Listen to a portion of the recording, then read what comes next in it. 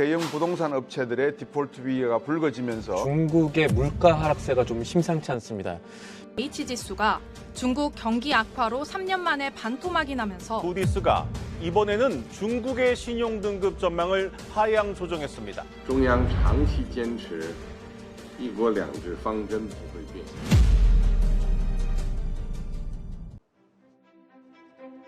안녕하십니까. 특집 경고 물린 중국 경제 위기인가 기회인가의 홍성진입니다. 부동산 냉각, 디플레이션 우려, 여기에 청년 실업 등 최근 중국 경제를 따라다니는 꼬리표들은 온통 부정적입니다. 이렇게 경고음이 울리는 중국 경제를 두고 중진국의 함정에 빠지고 있다는 의견과 경제 위기로는 과장됐다는 엇갈린 시각들이 나오고 있는데요. 세계 경제 성장 엔진에서 경고 엔진으로 바뀐 중국 경제. 2024년에는 우리에게 위기로 다가올지 아니면 기회로 작용하게 될지 심층 진단해보는 시간 마련해봤습니다. 중국 경제에 대한 차별화된 인사이트를 제시해 주실 두 분 모셨는데요. 전병서 경희대 아시아 MBA 교수 그리고 조용찬 미중산업경제연구소 소장과 함께합니다. 안녕하십니까? 네, 안녕하십니까? 네, 안녕하십니까? 자, 팬데믹 이후 기대와는 다르게 중국 경제가 부진의 늪에서 빠져나오지 못하고 있고 향후 성장 둔화세가 가속화될 것이다. 이런 전망도 우세한데요. 우선 전병서 교수님, 중국 경제 지금 굉장히 중요한 갈림길에 서 있습니다. 교수님은 앞으로 침체와 회복 중에 어떤 로드맵으로 갈 가능성이 높다고 보십니까? 회복으로 간다 그렇게 볼 수 있을 것 같습니다. 그래서 예. 중국 경제는 뭐 지금 과거에 우리가 봤던 투자, 세계 공장이 아니고 소비가 GDP 교도가 67%가 넘어가는 소비인데 중국의 예. 경제 위기는 소비 위기다 이렇게 봐야 됩니다. 그렇죠. 그래서 제가 볼 때는 2023년 7월이 중국으로서는 최악의 바닥이었다. 그래서 소비가 2%대로 이제 떨어졌고 통상 한 두 자릿수로 가던 것이 예. 그게 이제 최근 한 서너 달 동안에 정부의 노력 때문에 한 7%까지 올라왔어요. 그래서 정상적인 두 자리 숫자로 회복하는 과정에 있다. 이제 그렇게 보이시고, 예. 뭐 중국 경제는 제가 볼 때는 최근 4년 동안은 잃어버린 4년이다. 잃어버린 4년이다. 잠재 성장률을 대략 5에서 5.5 정도를 보는데 2020년 이후 4년, 2023년까지 이제 복합 성장률로 보면 중국의 성장률이 5%를 못 넘어갑니다. 그래서 예. 아마 2024년은 아마 중국이 잠재 성장률 수준으로 회귀하는 길로 이제 들어선 것 아닌가 그렇게 보여집니다. 예, 알겠습니다. 침체보다는 기회의 가능성이 더 높다 이렇게 평가를 해주셨고요. 자, 그렇다면 조용찬 소장님, 경고 물린 중국 경제 앞으로 어떤 사이클을 그려가게 될까요? 네, 중국 정부 같은 경우는 좀 우공이산 정책을 쓰고 있는데요. 현재 예. 중국 경제는 기저 효과로 인해서 올해는 5% 중반 성장이 가능합니다.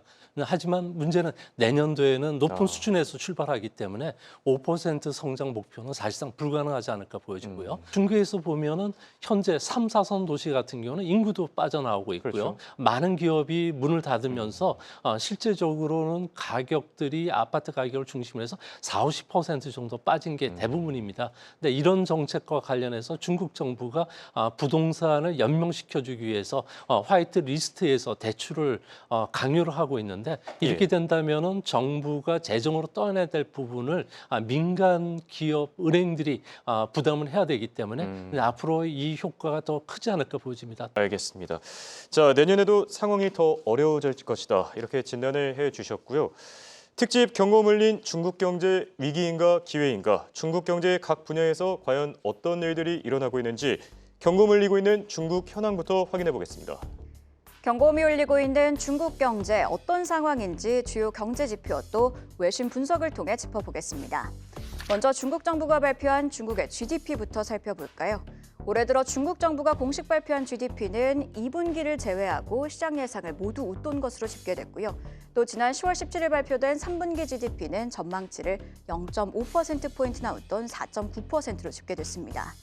따라서 중국이 정부가 설정한 올해 경제 성장 목표치인 5%를 달성할 수도 있을 거란 분석도 등장했는데요. 그러나 외신들은 중국 경기가 그리 밝지는 않다고 보고 있습니다. 특히 월스트리트저널은 중국의 경기가 정부 발표와는 다르게 강하지 않다는 분석 기사를 내놓기도 했는데요. 그렇다면 월스트리트저널은 GDP 외 어떤 신호들을 근거로 이렇게 판단을 했을까요?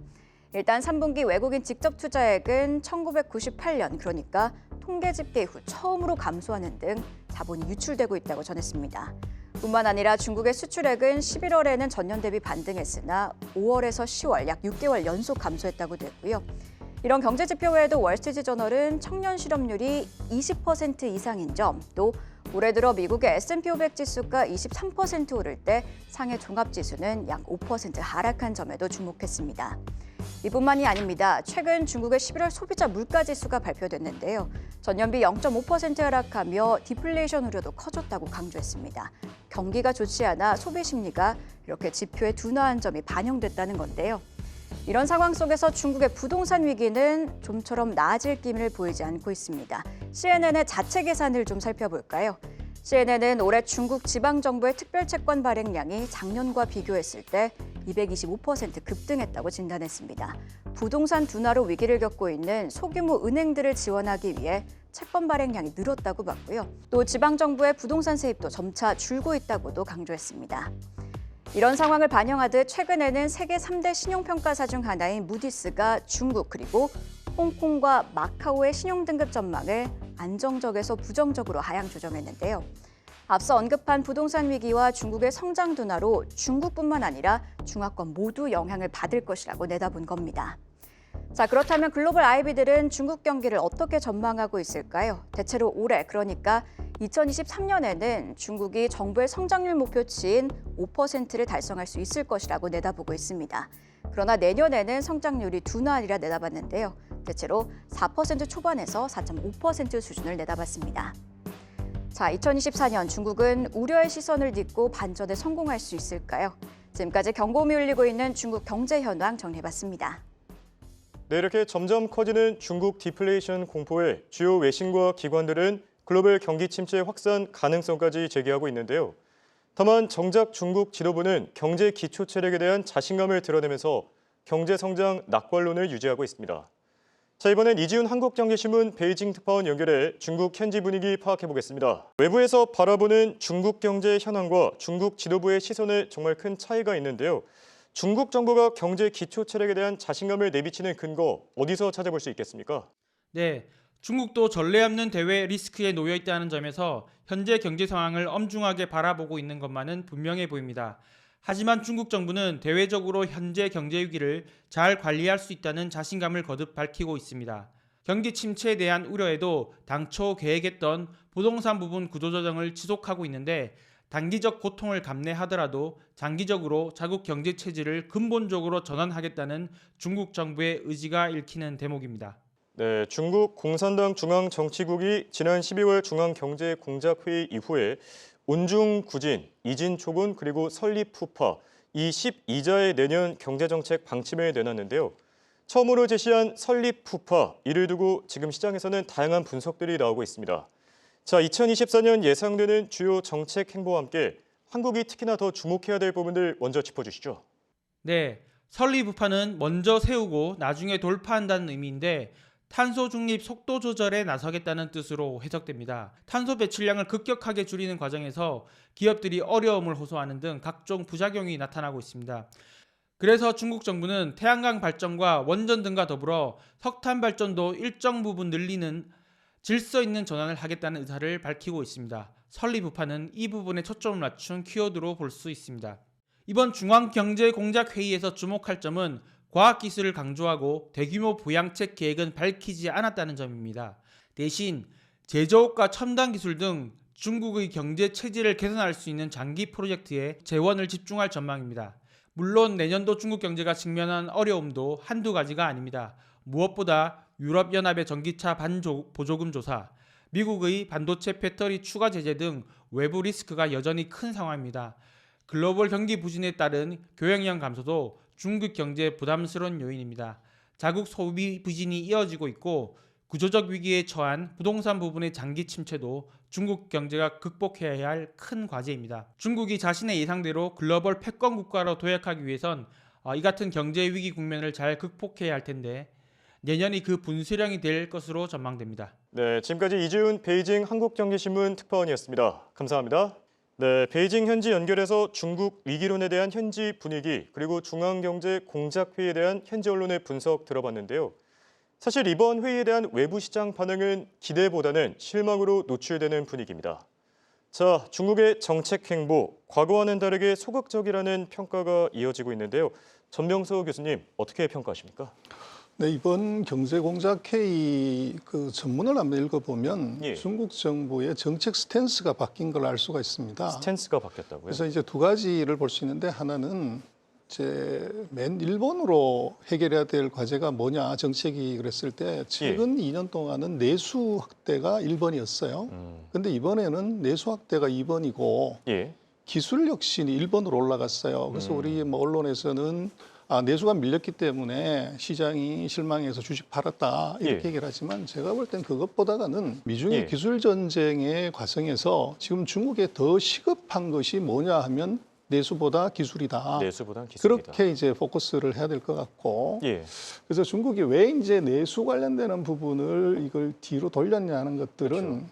제가 볼 때는 2023년 7월에 벽개원이라고 하는 부동산 사태 이후에 예. 중국이 8월, 9월, 10월, 11월 중순까지 경기 부양책을 정말 폭탄처럼 부었습니다. 그래서 그랬었죠. 8월 달에만 카운트를 해보면 20일 가까운 워킹데이에 28가지 경기 부양책을 했어요. 그래서 그렇게 낸 경기 부양책은 대략 이제 한두 분기 뒤에 그럼 내년 1, 2분기 사이에 그 효과가 나올 거로 이제 보고 있는 것 같아요. 그래서 중국이 이제 내수에 관한 부분에 있어서는 왜 이제 이것에다 포커스를 안 하고 이렇게 했냐는 것은 아마 쏟아부은 경기 부양책의 효과가 내년에 나올 수 있을 것이다. 이제 이런 느낌을 이제 갖고 있는 건데 예.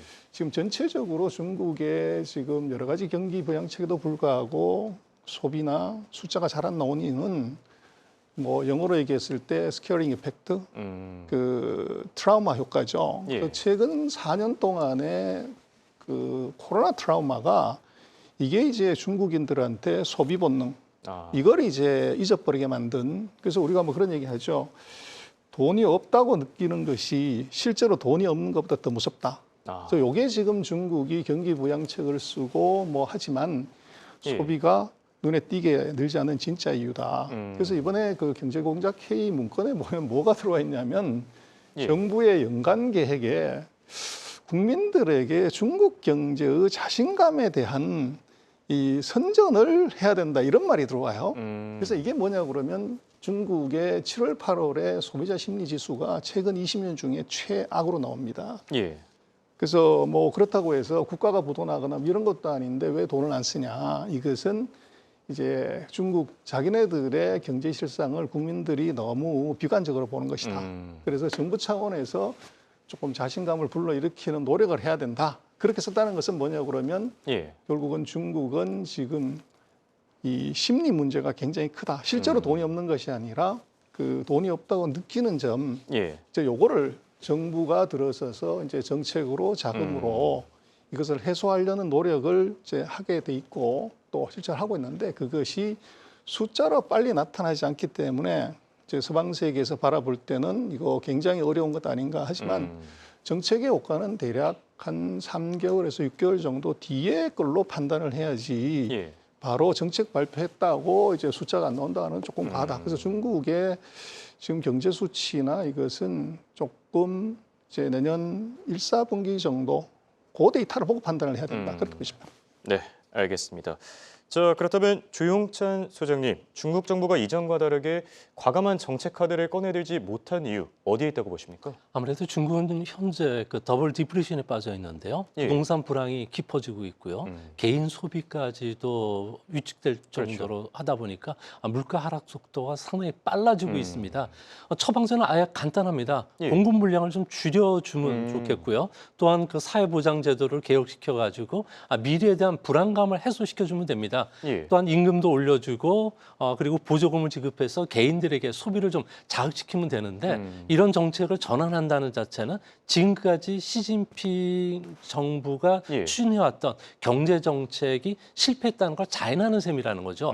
자신의 체면에 먹칠을 할 수가 있기 때문에 이걸 안 할 수밖에 없고 그러다 보니까 국가 아젠다로 추진하고 있는 중국 제조 2025와 관련해서 반도체와 관련해서 2025년까지 자금률을 70%까지 끌어올려야 된다는 게 지상 과제고요. 예. 반도체 장비뿐만 아니라 뭐 그 전기 자동차 그리고 배터리, 태양광, 5G 스마트폰과 관련해서 공급 물량을 아예 줄이지를 않고 있다는 겁니다. 이런 문제들이 현재 중국 안에 디플레이션을 더 심화시키는 것으로 보여지고요.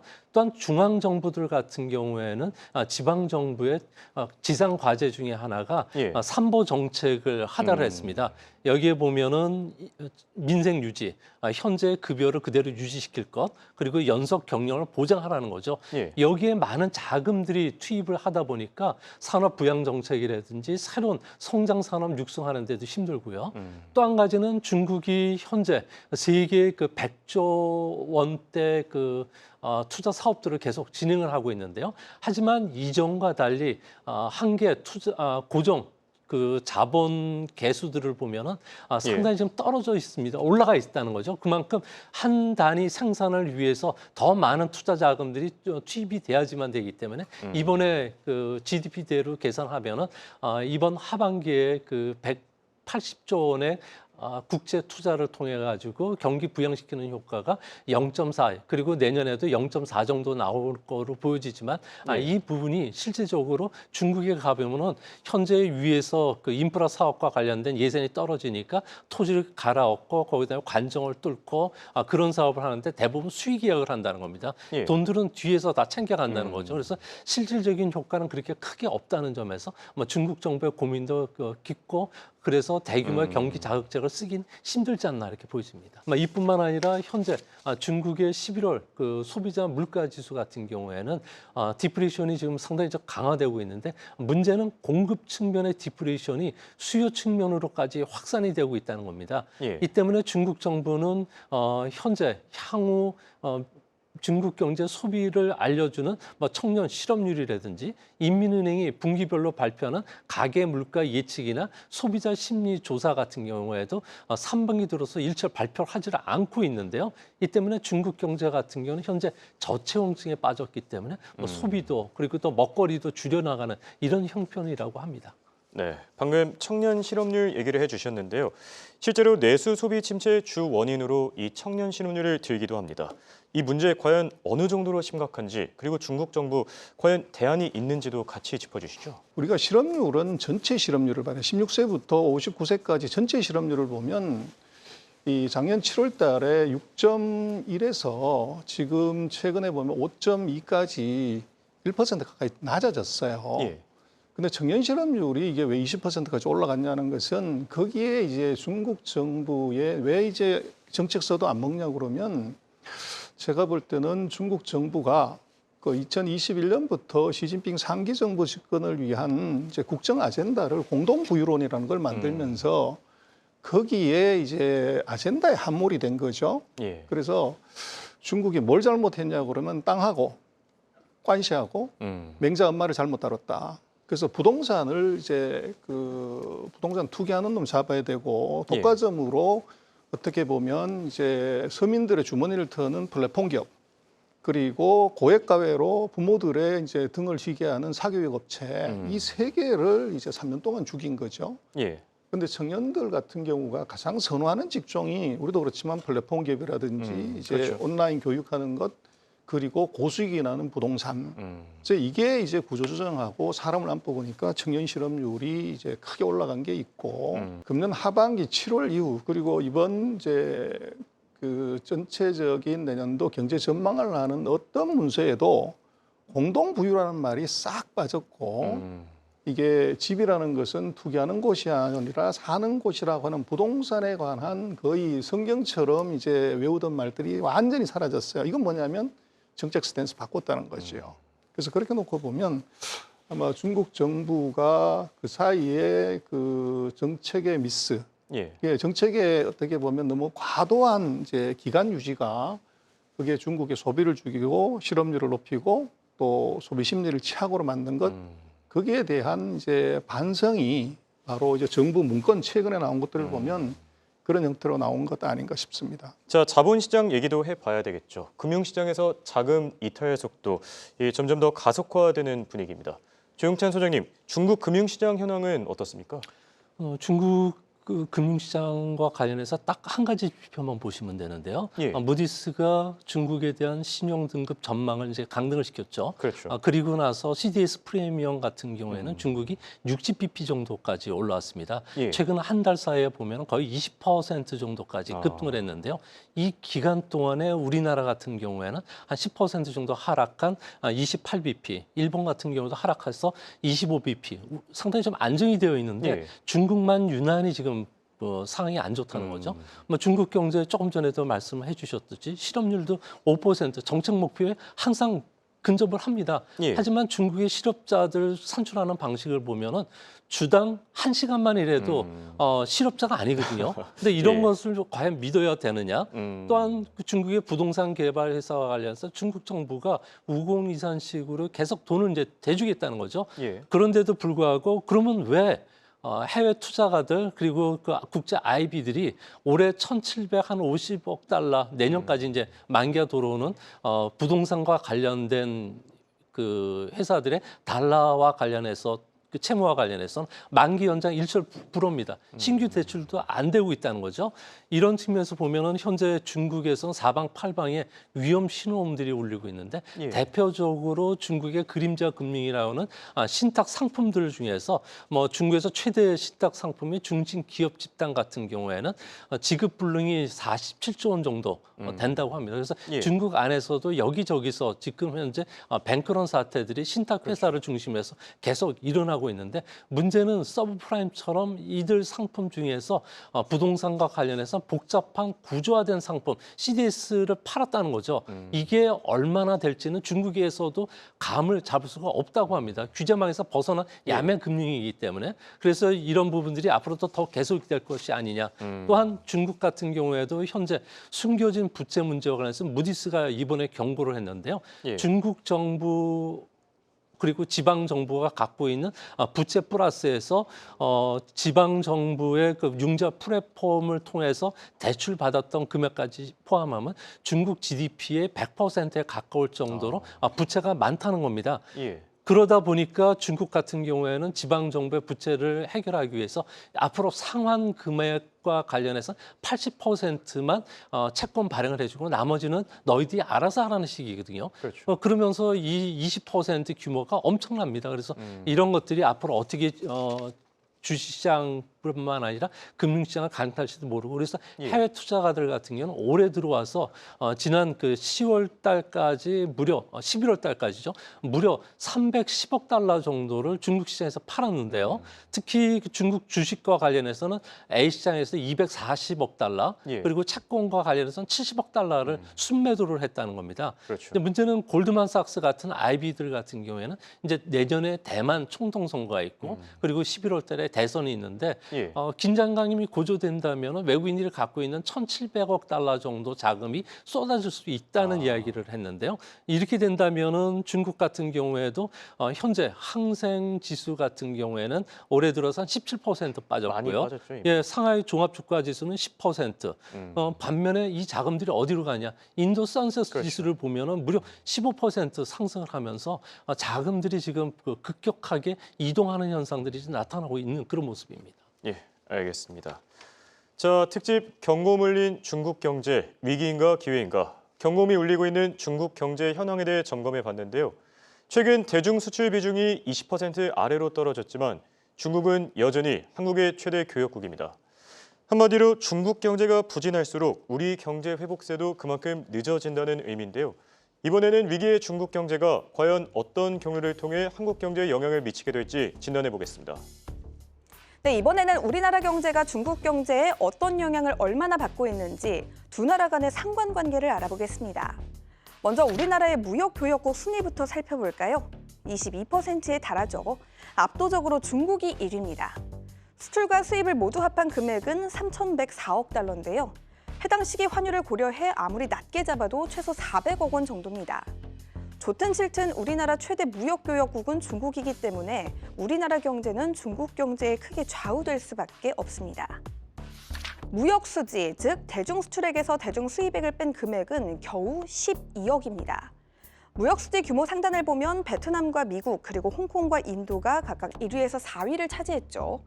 반면 중국은 22위로 라이베리아나 토고, 몰타, 슬로베니아 같은 나라들보다 순위가 더 뒤에 있습니다.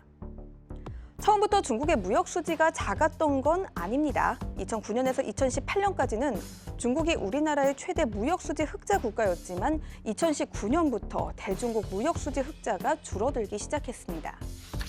그런데 우리나라의 대중 무역 수지가 점차적으로 줄어드는 가운데 대중 수출 규모도 점점 더 위축되고 있습니다. 아까 살펴봤듯이 작년 대중 수출 규모는 22.8%죠. 물론 이것도 다른 나라들에 비하면 가장 많은 수준이지만 2018년부터 쭉 감소 추세긴 합니다. 올해 1월부터 11월까지의 수치를 보면 이제 20%도 채 되지가 않습니다. 우리나라 대중 무역 수지가 감소하는 가운데 올해 중국의 무역 교역국 순위에서도 우리나라가 3위로 밀려났습니다. 2013년부터 2019년까지 우리나라가 중국의 최대 수입국이었다는 점을 감안한다면 이 교역 상황의 변화가 새삼 체감이 되는데요. 내년에도 상황은 녹록지 않습니다.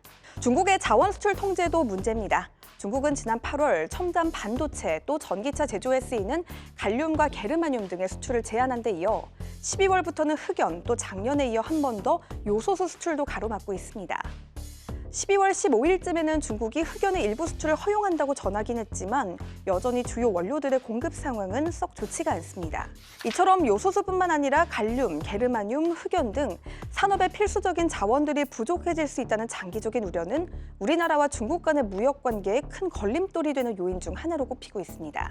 다양한 경로로 한국에 영향을 미치고 있는 중국, 2024년에는 서로가 윈윈하는 한 해를 보낼 수가 있을까요?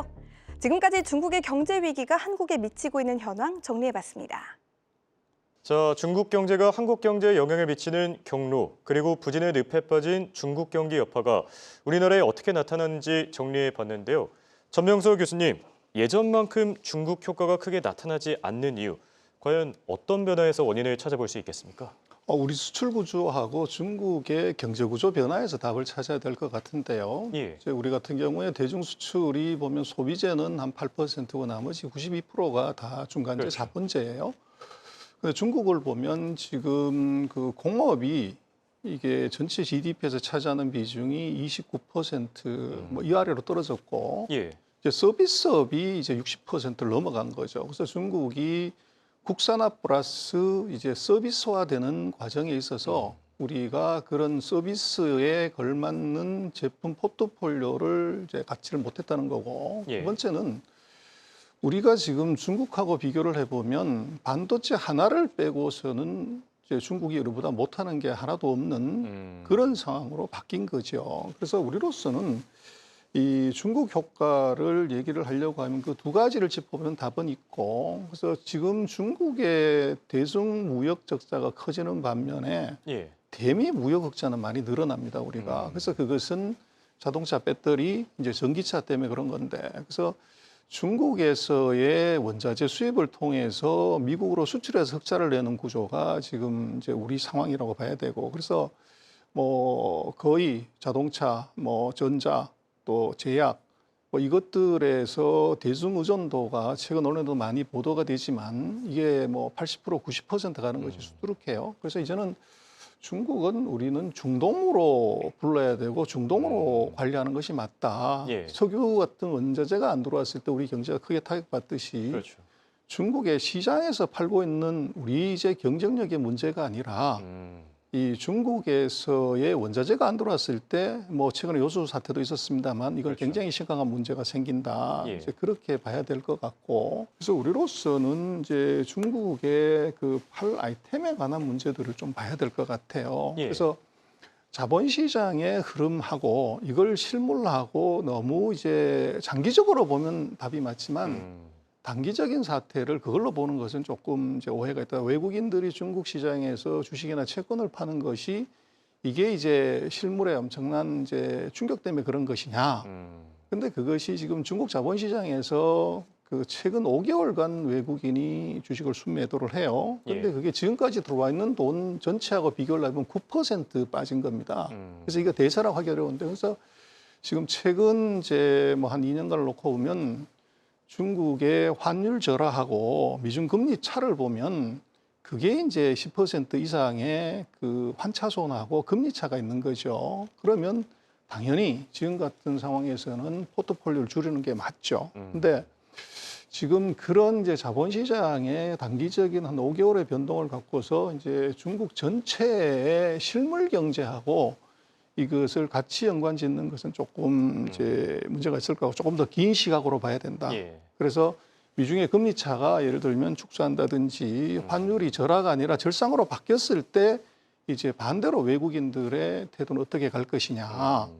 이제 그거를 조금 우리가 생각을 해봐야 될 것 같아요. 네, 계속 강조를 해주시지만 너무 단기적으로 보지 말고 좀 장기적인 안목으로 평가해볼 필요가 있다 이렇게 얘기를 해주셨고요.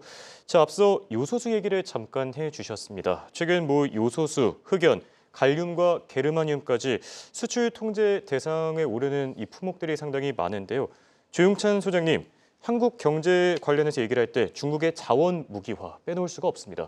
점점 더 확대된다고 볼 수 있겠습니까? 네, 뭐 미중 간의 극적인 화해는 앞으로도 없을 거로 보여진다는 점에서 뭐 미중 간의 장군 먹문시 뭐 규제의 그 악순환에 빠져들 가능성이 큰데요. 최근에 미국 같은 경우에는 현재 미국에 상장되어 있는 통신회사라든지 국유기업에 대해서 상장을 폐지시켰고요. 그렇죠. 미국 자본의 대중국 벤처 그 캐피탈과 관련된 투자도 지금 금지가 되면서 올해 들어와서 거의 제로 상태에 빠졌습니다. 이뿐만 아니라 AI라든지 반도체 수출 규제도 강화됐고, 뭐 중국도 당연히 미국과 맞서기 위해서 반도체 소재, 배터리 소재 그리고 산업용 요소수와 관련해서도 뭐 수출 규제에 좀 나설 수밖에 없는 상황인데요. 근데 문제는 제2의 히토리라든지 요소수 사태들이 다시 일어날 수 있느냐는 문제입니다.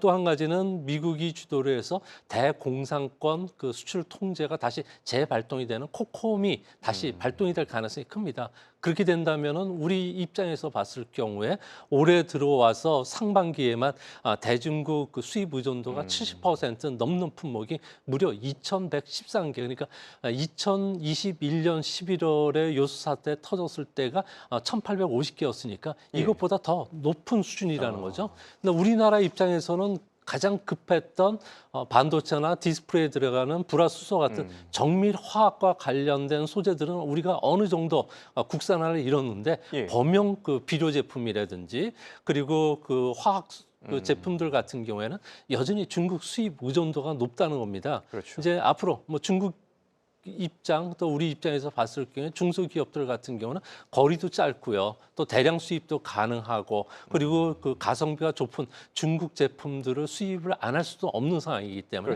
중국은 이를 가지고 항상 우리에게 지렛대 역할을 해주면서 한편으로는 채찍과 당근 그러니까 이런 규제를 좀 풀어줄 테니까 미국에 편들지 말라는 이런 또 압박도 하지 않을까 보여집니다.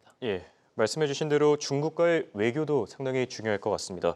특히 내년에는 미국 대선을 또 앞두고 있는데요. 트럼프 전 대통령의 재집권 가능성 간과할 수 없는 부분입니다. 전명수 교수님, 중국과의 외교에서 혹시 한국이 간과하고 있는 부분이 있을까요? 그래서 최근 4년 동안 우리는 이제 바이든 정부의 외교 정책에 따라서 대중 정책도 사실은 갖춰온 거지만 만약에 트럼프 대통령이 당선이 된다, 전 대통령이 어떻게 될까요?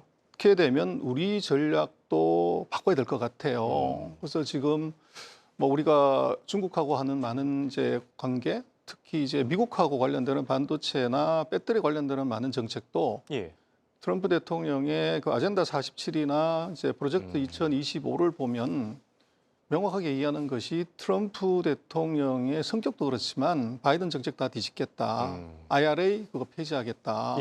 뭐 청정에너지 이거 이제 그거 더 이상 확대 안 하고 석유 증산하겠다. 뭐 이런 문제들이 있기 때문에 현재 미국의 대선 구도를 놓고 보면 이변이 없다고 하면은 이것은 트럼프의 승리의 가능성이 대단히 높죠.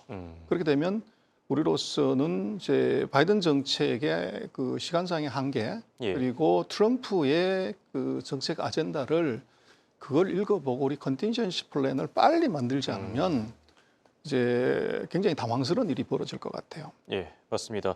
이 양쪽 다 치우치지 않고 좀 잘 준비를 해야 되겠죠. 그렇다면 바이든 대통령 그리고 트럼프 전 대통령의 이 가장 큰 공약상의 차이는 뭐가 되겠습니까?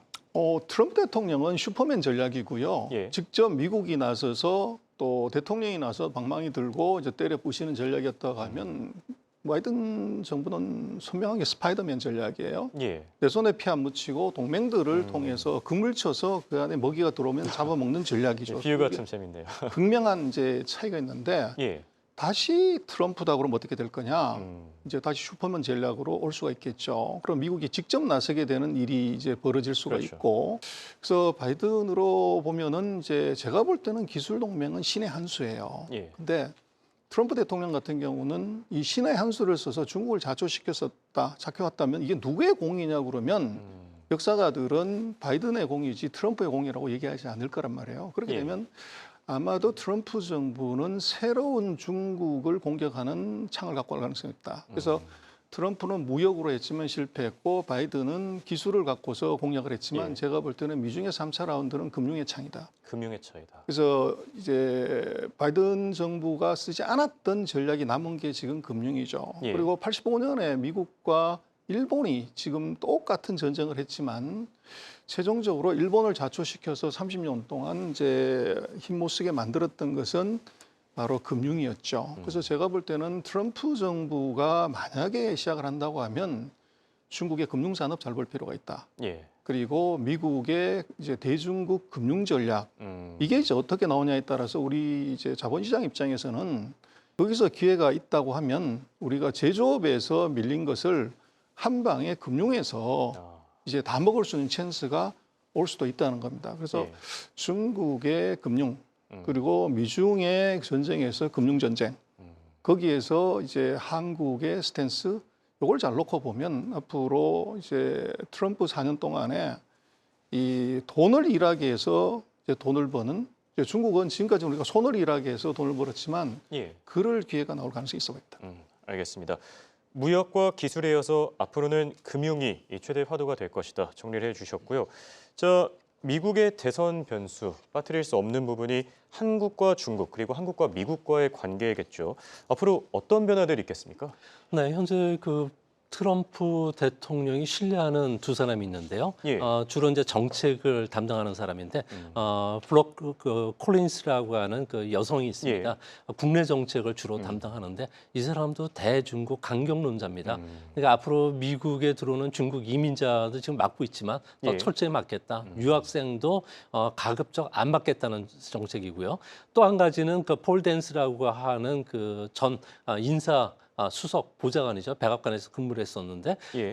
이 사람이 지금 만들었던 게 아메리칸 퍼스트 폴리시 인스티튜트 AFPI라는 게 있습니다. 예. 트럼프의 경제 정책과 관련해서는 뭐 첫 번째는 석유와 석탄업자의 신규 채굴을 허가한다는 거, 그리고 배터리와 관련해서 녹색 산업과 관련돼서는 지원을 지금 끊겠다. 예. 그리고 자유무역에 제동을 걸고서 국내 산업을 보호하겠다. 그리고 수익 관세를 부과하겠다는 게 기본 원칙이고요.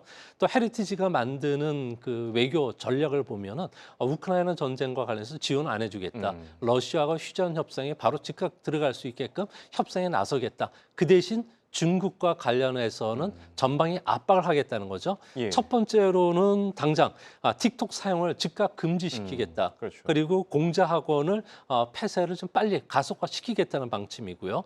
예. 또 한 가지는 우리나라와 관련된 동맹 관계도 대충 윤곽이 드러나고 있는데요. 그렇죠. 동맹보다는 아메리카 퍼스트가 더 강조가 된다고 합니다. 그러니까 나토 탈퇴뿐만 아니라 일부 유럽 동맹국에 주둔했던 미군들 철수한다든지 한국과 일본에 대해서는 미군 주둔비를 더 확실히 인상을 시키겠다는 거죠. 예. 또 통상과 관련해서는 아무리 동맹이지만 국내 산업 보호가 더 중요하기 때문에 그렇죠. 한국과 일본 쪽에서 수입하는 제품에 대해서 일괄적으로 10% 관세를 부과시키겠다는 겁니다. 그래서 자유무역을 근간으로 했던 동맹 관계가 앞으로 상당 부분 훼손될 가능성이 크고요. 또한 가장 중요한 것은 중국이 현재 남아도는 그 그 차이나 디플레이션 그 수출이 예. 이제 미국이나 동맹국 쪽으로 많이 들어올 텐데 이 문제도 철두철미하게 반덤핑 관세나 세이프 가드를 발동시켜서 미중 간의 이제 무역과 관련된 갈등이 상당히 좀 고조되지 않을까 걱정스럽습니다. 네. 아메리카 퍼스트를 우선시하는 트럼프 대통령이 만약에 당선될 경우에 한미 간의 이 관계에도 많은 변화가 예상되는데요. 실제로 IRA 정책 그리고 탈중국 기조 같은 경우에도 다시 원점으로 돌아갈 가능성 배제할 수가 없습니다. 전명수 교수님, 그렇다면 한국 어떤 것들을 대비해야 되겠습니까? 그래서 반도체라는 이제 큰형님 때문에 배터리라고 하는 동생이 이제 날아오는 돌을 맞을 확률이 있을 것 같아요. 예. 그래서 반도체는 미국도 그렇고 중국도 그렇고 이게 다 결핍이 있어요. 미국은 기술은 있지만 공장이 없고 또 중국은 공장은 있지만 기술이 없는 문제가 있기 때문에 한국이 양쪽에서 다 대접을 받는 상황이지만 배터리는 이게 미국이 만들지를 못하거나 않고 있고 예. 중국은 세계 1등하는 배터리 회사예요. 그러다 보니까 지금 이것이 미국을 중국이 미국으로 수출을 못하게 하는 그런 문제 한국이 어떻게 보면 그 배터리 워싱, 그래서 메이드 인 코리아로 붙여서 넘어가는 이런 게 있지만 미국이 이걸 좌시할 거냐. 근데 문제는 이제 트럼프 대통령이 이 집권을 했을 경우에 대놓고 지금 IRA법의 폐기를 얘기를 해요. 근데 그게 가능하냐고 그러지만 미국의 선거를 보면요. 항상 대선이 있을 그 시절의 상하 양원은 정부에 힘을 실어주기 위해서 미국민들이 보면 항상 상하원을 다가 집권당한테 몰아주죠. 그러고 이제 중간선거 때는 반드시 둘 중에 하나를 이제 야당한테 줘서 균형을 잡는 것이 미국의 선거의 특징인데 만약에 트럼프가 대통령이 됐을 때 지금 하원을 공화당이 잡고 있지만 상원도 공화당이 잡을 가능성이 높다고 볼 수 있어요. 그렇게 되면 뭐 우리도 그렇습니다만은 다수결로 통과시킬 수 있죠. 그렇죠. 그래서 폐기시킬 수 있는 가능성이 있다는 겁니다. 그래서 지금 우리가 배터리에 대해서는 이걸 너무 미국의 그 사이에 많이 의존하는 것들은 이제는 조금 리스크 관리 확실하게 해야 된다. 그래서 그런 말이 있죠. 기술은 시장을 못 이긴다. 그래서 우리가 중국하고 미국을 보면 왜 테슬라는 그렇게 보조금 준다고 많이 하는데 미국에서 공장을 10배를 안 늘리고 중국에서 계속 공장을 늘리냐. 그렇죠. 이유는 테슬라를 보면 되죠. 중국이 작년에 680만 대 전기차를 샀는데 미국이 99만 대 샀어요. 7배 차이가 납니다. 그래서 공장은 보조금 많이 주는 데 짓는 것이 아니고 시장에 있는 데 지라는 것이 그 경영의 철칙이죠. 바이든 정부가 이제 했던 정책을 완전히 폐기한다고 하는 1순위로 지금 IRA가 올라와 있고 전기차에 관한 부분이 나와 있다고 하면 이것은 우리로서는 굉장한 리스크가 이제 존재하고 있고 또 우리 한국의 뭐 주식시장에서는 많은 이제 개미 투자가들이 배터리 관련되는 부분을 많이 익스포즈를 뒀기 때문에 지금 미중의 선거 과정에서 만약에 결과가 트럼프로 간다면 한국 개미들, 한국 자본시장에 큰 샥이 올 수가 있을 것 같아요. 그래서 그것은 국가적인 차원에서도 리스크 매니지먼트를 해야 되고 또 자본시장 측면에서도 뭐 이것은 제대로 모니터링하고 아마 이제 대책을 세워야 되는 거 아닌가 싶습니다. 네. 그렇다면 뭐 중국과 미국 어떤 카드들로 뭐 새롭게 격돌할 걸로 예상하십니까? 그래서 미국과 중국은 이제 무역으로 뭐 하는 건 이제 지나간 것 같고요. 결국은 기술하고 금융 카드를 섞어가면서 미국이 중국을 공략할 것 같은데 중국의 치명적인 약점이 뭐냐 그러면 답은 아주 심플합니다. 시장을 개방 안 한 것이죠. 그게 보면 금융하고 서비스죠. 그래서 이걸 열게 하면은 뭐 제조업 뭐 이런 것들은 중국이 미국에 비해서 뭐 잘한다거나 뭐 이럴 수 있지만 금융이나 서비스에서는 이거 아직 게임이 안 되거든요. 그렇죠. 그래서 단기적으로 제가 볼 때는 기술에 대한 압박이 세게 들어가지만 그게 한 중기만 넘어가면 기술 압박을 풀어주는 대신에 금융을 열어라. 이렇게 이제 미국의 전략이 바뀔 가능성이 있어 보여요. 그래서 그렇게 되면 아마 테크 산업에 대한 지금 완전 봉쇄로 가던 전략은 아마 트럼프 정부가 되면은 정말 결정적이지 않은 것은 이제 풀어놓는 그리고 반대급부를 이제 금융에서 챙겨가는 그런 전략이 나올 가능성이 굉장히 높고 그렇기 때문에 우리로서는 이제 중국에 대해서 탈중국을 지금 계속 왔지만 이제는 우리가 진중국에 관한 전략도 생각을 해봐야 됩니다. 그래서 거기에 뭐가 있냐면 제가 볼 때는 핸드폰하고 자동차일 것 같아요. 그래서 우리가 뭐 세계에서 1등하는 삼성전자가 중국에서 시장 점유율이 0이고 또 세계에서 뭐 탑3 안에 간다고 하는 우리 한국의 현대차 그룹의 중국에서 점유율이 뭐 1% 되거든요. 그래서 이거 공장 빼야 되냐 하는 것이지만 저는 새로운 기회가 오는 것이 미중의 전쟁 과정에서 5G가 아니라 6G가 됐을 때 중국은 지금 3나노, 2나노 칩을 앞으로 뭐 4년, 8년 내에 만들 가능성이 없어 보여요. 미국의 규제 때문에. 그렇게 되면 이 삼성이 이제 어떻게 보면 6G 시장에서 중국을 다시 들어갈 수 있는 가능성, 이제 이게 하나 있고, 두 번째 자동차에 있어서 석유 자동차는 이제 한국으로서는 중국에서 뭐 그 추가적인 가능성은 없는데, 반면에 전기차 같은 경우는 우리도 그렇습니다만은 중국도 국산차에 대해서는 상대적으로 낮게 보고 외산차를 높게 보는 것이 있는데, 외산차의 최고는 미국이 아무래도 그렇죠. 그래서 우리 현대차가 저는 미국에서 테슬라를 제키고 마켓셔 넘버 원을 하게 되면 그 브랜드를 갖고서 중국으로 다시 들어갈 수가 있다. 그래서 중국이 한국 전기차라고 보는 것이 아니라 세계에서 미국에서 1등하는 차 브랜드다. 이렇게 이제 인식을 바꾸게 되면 우리가 석유 자동차에서는 거의 문 닫고 나오지만 전기차에서는 다시 중국에서 이 비즈니스 찬스가 올 수 있을 것 같아요. 그래서 미중의 전쟁 과정에서 저는 다시 한국의 핸드폰 5.5G나 6G에서 한국의 스마트폰의 재진출 가능성, 그리고 전기차 시장이 우리 한국 기업이 미국에서 1등을 한다고 하면 그 여파를 몰아서 중국에서 이제 브랜드를 갖고 들어올 수 있는 가능성이 있고, 지금 우리가 중국에서의 내수 소비 시장 진출을 해야 된다고 하는데, 거기에 제가 보던 화장품, 음식료, 라면, 이거 코리아 브랜드로는 될 수가 없습니다. 결국은 왜 그렇죠? 현대차 브랜드하고 삼성 브랜드 정도가 들어가야 완전히 그 사이에 한 7년 동안 잊어버렸던 코리아 브랜드를 다시 살릴 수 있는 것이지, 조그마한 중소기업들의 브랜드로서는 특정한 지역, 특정한 부분에서는 뭐 한국 제품, 한국 라면 뭐 얘기할 수 있지만, 중국 전역에서는 결국은 들고 다니는 핸드폰하고 길거리에 돌아다니는 차가 그게 진짜 브랜드죠. 그래서 그게 만약에 된다고 하면 다른 이제 소비자들도 이건 K 브랜드라는 것으로 이게 어떻게 보면 중국에서 다시 리바이탈라이제이션 할 수 있는 기회가 있을 것 같아요. 예, 알겠습니다. 자, 이번엔 좀 거시 경제 차원에서 넓은 관점에서 바라보겠습니다. 내년 중국 경제, 2024년 중국 경제를 바라보는 핵심 키워드 종합적으로 정리해 주신다면요? 네, 뭐 중국 같은 경우에는 내년도와 관련해서는 아무래도 공급망을 새로 견고히 구축하는 문제가 되는데요. 미국의 리스킹에 맞대응하기 위해서 중국도 내부적으로 반도체뿐만 아니라 전기 자동차, 그리고 핸드폰, 그리고 장비와 관련해서 모든 것들을 100% 국산화 시킬 예정으로 있다고 합니다. 당연히 중국의 공급 과잉 문제가 이야기될 거고, 이를 통해서 우리나라에 중국의 수출 제품이 저가로 수출되면서 중국의 그 디플레이션 수출 문제가 가장 큰 화두로 떠오를 가능성이 있지 않나 보여지고요. 또 한 가지는 중국이 전략 산업으로 육성하는 게 자율주행 자동차입니다.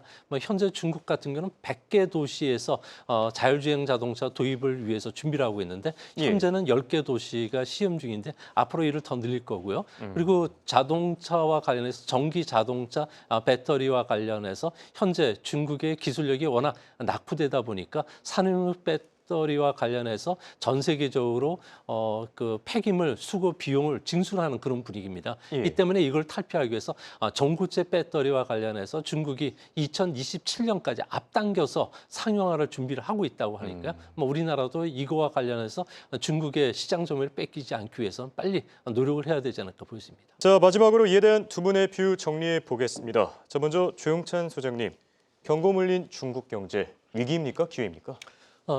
위기 관리를 잘 하자는 이야기입니다. 중국은 출생률도 떨어지고 있고요. 생산 가능 인구도 줄면서 점차 성장률이 계속 둔화될 수밖에 없습니다. 여기에 대환경도 불확실하고요. 시진핑이 이걸 잘 관리해야 되는데 의외로 들어놓고 세계에 대해서 패권을 가져가겠다고 강조를 했기 때문에 세계는 그만큼 중국에 대해서 경계심이 커질 수밖에 없고, 또 내부적으로도 현재 중국과 관련된 정책을 제대로 쓰지는 못하고 있다는 점에서 앞으로 기회보다는 리스크 관리를 내년에는 더 열심히 해야 되지 않나 생각이 듭니다. 네, 감사합니다. 자, 전명석 교수님은 위기와 기회 어느 쪽에 더 힘이 있다고 보십니까? 위기와 기회를 비율로 얘기하자면요, 최근 3년 동안 중국은 위기 7, 기회 3.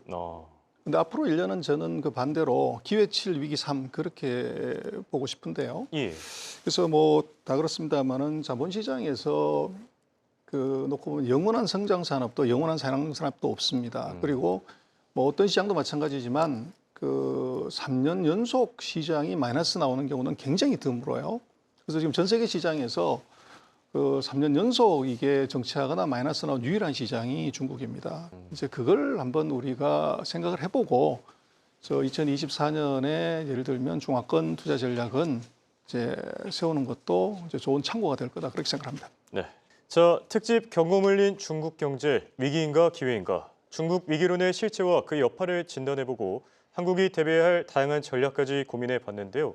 중국 시장에 대한 차별화된 인사이트를 전해주신 전병석 경희대 아시아 MBA 교수 그리고 조용찬 미중산업경제연구소 소장님 감사합니다. 설립 후파, 먼저 세운 후 낡은 것을 깨트린다는 의미죠. 과연 중국 정부가 내세운 경제정책 기조처럼 안정과 발전을 바탕으로 경제를 바로 세우고 또 경고음이 끊이질 않는 각종 문제들을 바로 잡을 수 있을까요? 기로에선 중국의 향후 행보를 주목해보면서 위기 속 기회 요소들을 잘 찾아나가시길 바라겠습니다. 지금까지 경고 물린 중국 경제 위기인가 기회인가 특집이었습니다. 함께해 주신 여러분 고맙습니다.